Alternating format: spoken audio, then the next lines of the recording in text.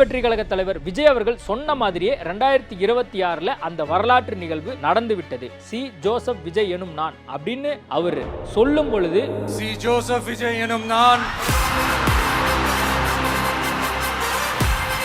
வரலாற்றில் எழுதப்படக்கூடிய ஒரு விஷயமாக மாறியிருக்கு. என் ஆனந்த் என்னும் நான், ஆதவ் அர்ஜுனா என்னும் நான், கேஜி அருண்ராஜ் என்னும் நான், கே செங்கோட்டையன் என்னும் நான், டி வெங்கடரமணன் என்னும் நான், ஆர் நிர்மல்குமார் என்னும் நான், ராஜ் மோகன் என்னும் நான், டி.கே. பிரபு என்னும் நான், சா கீர்த்தனா என்னும் நான்.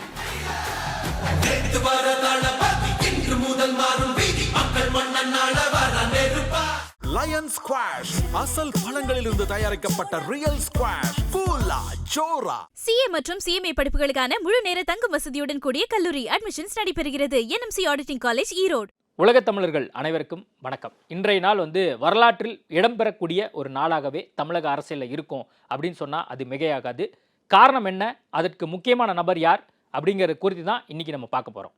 தமிழக அரசியலை பொறுத்த வரைக்கும் 1967க்கு பின்பாக ஒன்று திமுக ஜெயிக்கும், இல்லாட்டி அதிமுக ஜெயிக்கும். இந்த ரெண்டு கட்சிகளும் தான் ஆட்சியில் இருந்தாங்க அப்படிங்கிறது ஒரு பழைய வரலாறாக இருந்தது. புதிய வரலாறு எழுதுவதற்காக நான் வந்துட்டேன் அப்படின்னு சொல்லி சி ஜோசப் விஜய் அவர்கள் இன்னைக்கு அதிகாரப்பூர்வமாக தமிழக முதலமைச்சராக பொறுப்பேற்றிருக்கிறார். அப்படிங்கிறது தான் மிக ஒரு சுவாரஸ்யமான, அது மட்டும் இல்லாத வரலாற்றில் எழுதப்படக்கூடிய ஒரு விஷயமாக மாறியிருக்கு. சி ஜோசப் விஜய் எனும் நான்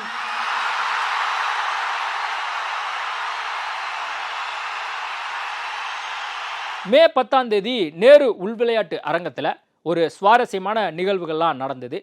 இதற்கு முன்பாக ஒரு முதலமைச்சர் பொறுப்பேற்கணும் அப்படின்னா ஒரு ஆஸ் யூஷுவல் ஆளுநர் மாளிகையிலையோ அல்லது ஒரு உள்ளரங்கு கூட்டத்திலேயோ ரொம்ப சிம்பிளாக, அதுவும் ஒரு குறிப்பிட்ட வகையிலான பங்கேற்பாங்க. ஆனால் தமிழக வெற்றி கழகத்தினுடைய வெற்றியை விஜய் அவர்கள் மக்களோடு மக்களாக நான் பதவியேற்கிறத மக்கள் எல்லாரும் பார்க்கணும் அப்படிங்கறக்காக ஒரு முயற்சியாக நேரு உள்விளையாட்டு அரங்கத்தில் அந்த நிகழ்ச்சிக்காக ஏற்பாடு செய்திருந்தார். இன்னைக்கு விஜய் அவர்கள் பொறுப்பேற்கும் போது அவர் போட்டிருந்த ட்ரெஸ் கோட் எல்லார் கவனத்தையும் பெற்றிருந்தது அப்படின்னே நம்ம பார்க்கலாம். இதற்கு முன்பாக மு.க. ஸ்டாலினோ அல்லது எடப்பாடி பழனிசாமியோ பொறுப்பேற்கும் போது அவங்க இயல்பா வேஷ்டி சட்டை போட்டுட்டு அந்த மாதிரி தான் பொறுப்பேற்பாங்க. ஆனால் இந்த முறை விஜய் அவர்கள் ஒரு கோட் அணிஞ்சு, அதுவும் உள்ள ஒயிட் ஷர்ட், வெளியே பிளாக் கோட், அதே மாதிரி பிளாக் கலர் பேண்ட் போட்டிருந்தாரு. இது தாவேகா ஆதரவாளர்கள் மத்தியிலும் விஜய் ஃபேன் மத்தியிலையும், அது மட்டும் இல்லாமல் பொதுமக்கள் மத்தியிலுமே ஒரு கவனம் பெறக்கூடிய ஒரு விஷயமாவே மாறி இருந்தது. இதுக்கு முன்னாடி இருந்த சிஎம்லாம் ஒரு கோட் சூட் போடுறது அப்படின்னா ரொம்ப ரேராக இருக்கும். வெளிநாட்டுக்கு போகும்போது போடுவாங்க, அதாவது ஸ்பெஷல் ஒகேஷனில் போடுவாங்க, வெளிநாட்டு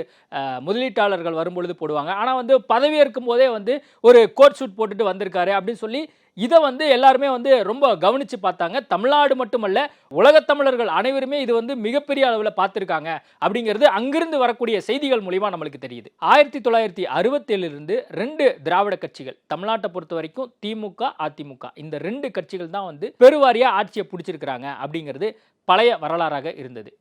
2026 நாங்கள் வரலாறு படைக்க போகிறோம். எப்படி 1967லையும் 77லையும் ஒரு வரலாற்று நிகழ்வு நடந்ததோ, 2026 எப்படியாவது ஒரு புதிய வரலாறு படைப்போம் அப்படின்னு சொல்லி தமிழக வெற்றி கழக தலைவர் விஜய் அவர்கள் தொடர்ந்து சொல்லிட்டு வந்தாரு. தமிழக வெற்றி கழக தலைவர் விஜய் அவர்கள் சொன்ன மாதிரியே 2026 அந்த வரலாற்று நிகழ்வு நடந்து விட்டது. சி ஜோசப் விஜய் எனும் நான் அப்படின்னு அவர் சொல்லும் பொழுது அங்கு இருக்கக்கூடிய ரசிகர்களும் தொண்டர்களும் விண்ணை முட்டும் அளவுக்கு அந்த சத்தத்தை கொடுத்ததை நம்ம பார்த்தோம். கூடவே அந்த விசில் சத்தமும் இருந்தது. டிவிகே அரசாங்கத்தை பொறுத்த வரைக்கும் யாரெல்லாம் வெற்றி பெற்றிருக்காங்களோ அதில் கிட்டத்தட்ட 98% பேர் முதல் முறை சட்டப்பேரவைக்குள்ளே போகிறாங்க அப்படிங்கிறது உங்களுக்கு இன்ட்ரெஸ்டிங்கான விஷயமா இருக்கும். போது நேரு உள்விளையாட்டு அரங்கத்தில் விஜயோட சேர்ந்து மற்ற யாரெல்லாம் பொறுப்பேற்று கொண்டாங்க, அமைச்சர்களாக பொறுப்பேற்றாங்க அப்படிங்கிற டீட்டெயில்ஸ் கிடைச்சிருக்கு. அது யாருங்கிறத நம்ம டீட்டெயிலாக பார்க்கலாம். திரு என் ஆனந்த் அவர்கள், திரு ஆதவ் அர்ஜுனா, டாக்டர் கேஜி அருண்ராஜ், திரு கே.ஏ. செங்கோட்டையன், திரு பி. வெங்கடராமன், திரு ஆர். நிர்மல்குமார், திரு ராஜ்மோகன், டாக்டர் டி.கே. பிரபு, செல்வி எஸ். கீர்த்தனா. தமிழக முதலமைச்சர் இன்னைக்கு பேசும்பொழுது ஒரு முக்கியமான கருத்தை சொல்றாரு. பவர் சென்டர்னா அது நான் மட்டும்தான், அது அந்த பக்கமும் கிடையாது, இந்த பக்கமும் கிடையாது, என்ன மையப்படுத்தி மட்டுமே இந்த அரசாங்கம் இயங்கும் அப்படிங்கிறதையும் சொல்லியிருந்தாரு. இந்த டிவிகே அரசுல யார் தப்பு பண்ணாலும் கண்டிப்பா நான் தட்டி கேட்பேன், அது என் கூட பயணிக்கக்கூடியவர்களாக இருந்தாலும் நான் தட்டி கேட்பேன் அப்படின்னு சொல்லியிருக்காரு. ஒருவேளை உங்களுக்கு ஏதாவது தவறு பண்ணும் அப்படிங்கிற எண்ணம் இருந்தால் அதை இப்பயே எரேஸ் பண்ணிருங்க அப்படிங்கிறத கூட இன்னைக்கு அவர் சொல்லியிருந்தார். இந்த மாதிரி ஒரு நம்பிக்கை மிகுந்த ஒரு ஸ்பீச்சாக முதலமைச்சருடைய ஸ்பீச்சை வந்து நம்ம இன்னைக்கு பார்க்குறோம். அந்த 9 அமைச்சர்களுடைய பின்னணி என்ன அப்படிங்கிறதையும் ரொம்ப டீட்டெயிலாக பார்க்கலாம். 9 அமைச்சர்கள் வந்து பதவியேற்றிருக்காங்க. அந்த 9 நபர்களும் கட்சியில என்ன பதவியில் இருந்தாங்க, அவங்களுடைய அரசியல் பின்னணி என்ன அப்படிங்கிறத நம்ம பார்க்கலாம். புசி ஆனந்த் அவர்கள் கட்சியினுடைய பொதுச் செயலாளர், தமிழக வெற்றி கழகத்தினுடைய பொதுச் செயலாளராக கட்சி தொடங்கிய காலத்திலிருந்து இருக்கார். விஜய் மக்கள் மன்றத்திலிருந்தே தொடர்ந்து கட்சியில பயணிக்கக்கூடிய ஒரு நபராகவும் இருக்கிறார். அவர் புதுச்சேரியில புசி என்ற ஒரு தொகுதியில ஏற்கனவே போட்டியிட்டார் அப்படிங்கிறது குறிப்பிடத்தகுந்த விஷயம். புசி அப்படிங்கிற தொகுதி புதுச்சேரியில் இருந்தது. அவருடைய பேர் ஆனந்த் அப்படின்னாலும் அவருடைய புசி அப்படிங்கிற பேர் எங்கிருந்து வருது அப்படின்னா, அவர் புசி தொகுதியில போட்டியிட்டதன் காரணமாக அந்த தொகுதியை அடையாளப்படுத்தும் விதமாக அவர் வந்து ஒரு அடைமொழியாகவே இதை பயன்படுத்தி கொண்டார் அப்படிங்கிறது தான் வந்து புசி அப்படி பயன்படுத்துறதுக்கான ஒரு ரீசனா இருக்கு. புசி ஆனந்த் அவர்கள் எங்க போட்டியிட்டார் அப்படின்னு பார்த்தீங்க அப்படின்னா, அவர் டி நகர் தொகுதியில போட்டியிட்டார். கடந்த முறை வந்து டி நகர் சத்யா அவர் வந்து சொற்ப வாக்குகள் வித்தியாசத்தில் தான் தோல்வி அடைஞ்சார். இந்த முறை வந்து கண்டிப்பாக வெற்றி பெற்றுவார் அப்படிங்கிற ஒரு சூழல்லாம் இருந்துச்சு. ஆனால் வந்து கடைசியாக புசி ஆனந்த் தான் வந்து வெற்றி பெற்றிருக்கிறாரு.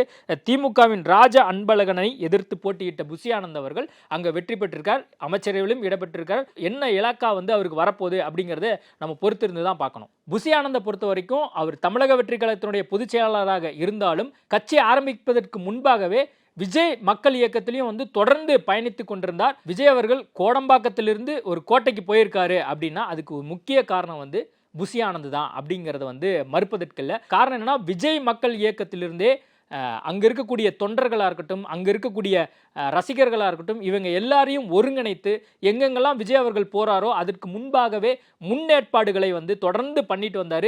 அவரை பற்றி பல்வேறு விமர்சனங்கள் இருந்தாலும், அவர் பேசக்கூடிய லாங்குவேஜ் வந்து விமர்சனத்துக்கும் கேலிக்கு உண்டானாலும் அதெல்லாம் பொருட்படுத்தாமல் எங்களுடைய தளபதி விஜய் அவர்களை நான் வந்து முதலமைச்சராக்கணும், இது மட்டுமே என்னுடைய நோக்கமாக இருந்தது அப்படின்னு சொல்லி போகிற இடங்கள் எல்லா இடங்களிலும் பத்திரிகையாளர்கள் கேள்வி கேட்கும் போதாக இருக்கட்டும் அல்லது மக்களை சந்திக்கும் போதாக இருக்கட்டும், என்னோட முகம் பெருசு இல்லைங்க, எங்களுடைய தளபதி முகம்தான், எங்கள் தளபதிக்காக தான் எங்களுக்கு ஓட்டு போடுறாங்க அப்படிங்கிறத வந்து தொடர்ந்து வந்து புசி ஆனந்த் அவர்கள் சொன்னார். கோடம்பாக்கத்திலிருந்து விஜய் அவர்கள் கோட்டைக்கு போயிருக்காருன்னா அதில் புசி ஆனந்தனுடைய பங்களிப்பு இந்த இடத்துல இருக்கு அப்படிங்கிறதையும் நம்ம இந்த இடத்துல பார்க்க வேண்டியது இருக்கு. அமைச்சர் பதவி அவர் கொடுக்கப்பட்டிருந்தாலும் என்ன இலாக்கா கொடுக்கப்படுகிறது அப்படிங்கிறத நம்ம பொறுத்திருந்து தான் பார்க்கணும். அடுத்ததாக அமைச்சரவை பட்டியலில் இடம்பெற்றிருக்கக்கூடிய நபர் ஆதவ் அர்ஜுனா. அவர் வந்து கட்சியில் என்ன பொறுப்பில் இருந்தார் அப்படின்னு பார்க்கும்போது தேர்தல் மேலாண்மை பொதுச் செயலாளராக அவர் இருந்தார் அப்படிங்கிறது நம்ம ஏற்கனவே தெரியும்.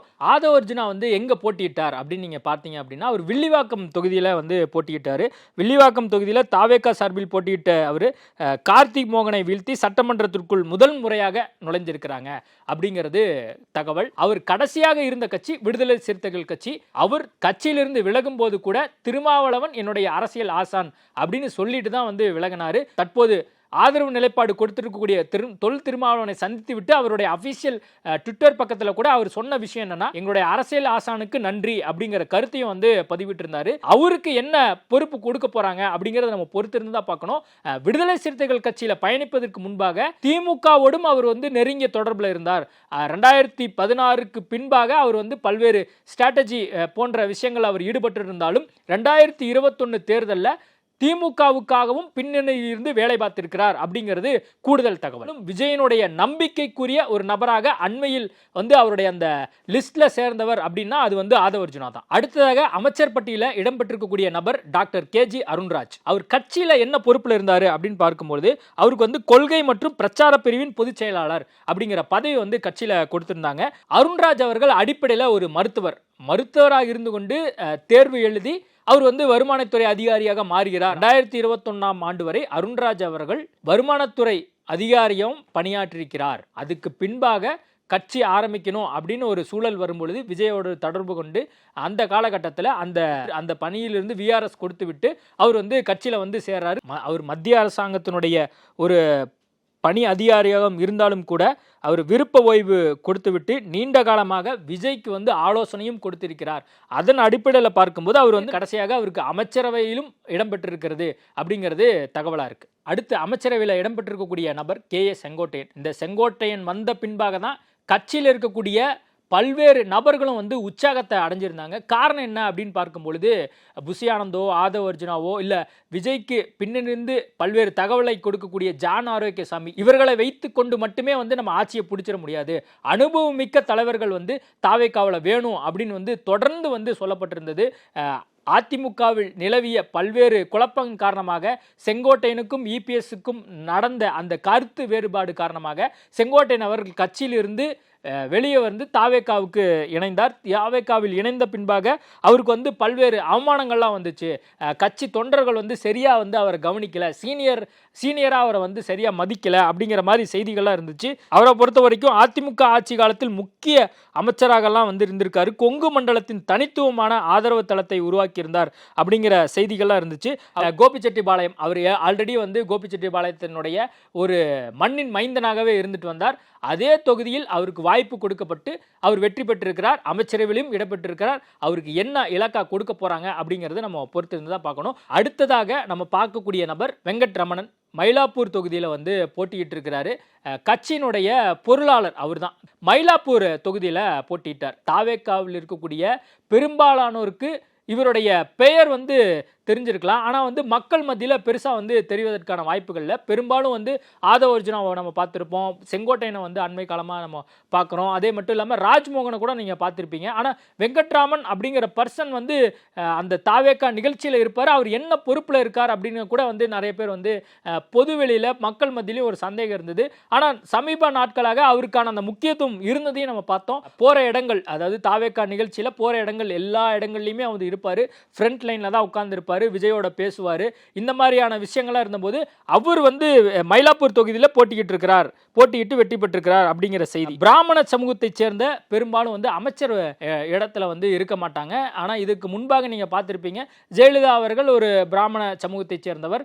அதுக்கு தாண்டி வேற யார் பிராமண சமூகத்தை சேர்ந்தவர் ஒரு எம்எல்ஏவா இருந்ததில்லை. கடந்த 60 ஆண்டு கால ஆட்சியில் பிராமண சமூகத்தை சேர்ந்த ஒருவர் அமைச்சரவையில் இடம்பெறுவது மிகவும் அரிதான ஒன்றாகவே பார்க்கப்பட்டது. விஜயின் இந்த முடிவு அனைவருக்குமான அரசியல் என்ற முழக்கத்தை வலு சேர்ப்பதாகவே பார்க்கப்படுகிறது அப்படின்னு சில பேர் கருத்து தெரிவிக்கிறாங்க. பொறுத்திருந்து பார்ப்போம் அவருடைய செயல்பாடு எப்படி இருக்கு. அவர் எல்லாருக்குமாக செயல்படுகிறாரா, அப்படிதான் செயல்படணும் அப்படின்னு தான் வந்து விதி இருக்கு. அப்படிதான் செயல்பட போகிறார் அப்படின்னு சொல்லி நம்மளும் நம்புவோம். அடுத்ததாக அமைச்சராக பொறுப்பேற்றிருக்கக்கூடிய நபர் நிர்மல்குமார். அவர் கட்சியில் என்ன பதவியில் இருந்தார் அப்படின்னு பார்க்கும்போது அவர் வந்து தகவல் தொழில்நுட்பம் மற்றும் சமூக ஊடக பிரிவின் துணை பொதுச் செயலராக அவர் இருந்திருக்கிறாரு அப்படின்னு நம்ம பார்க்குறோம். இதற்கு முன்பாக அவர் வந்து அதிமுகவிலும் இருந்திருக்காரு, பாஜகவிலும் இருந்திருக்கிறாரு அப்படின்னு ஒரு விஷயம் இருந்தாலும் அங்கேயுமே வந்து பேக்கெண்டில் தான் அவர் வந்து பெரும்பாலும் வந்து இருந்திருக்காரு.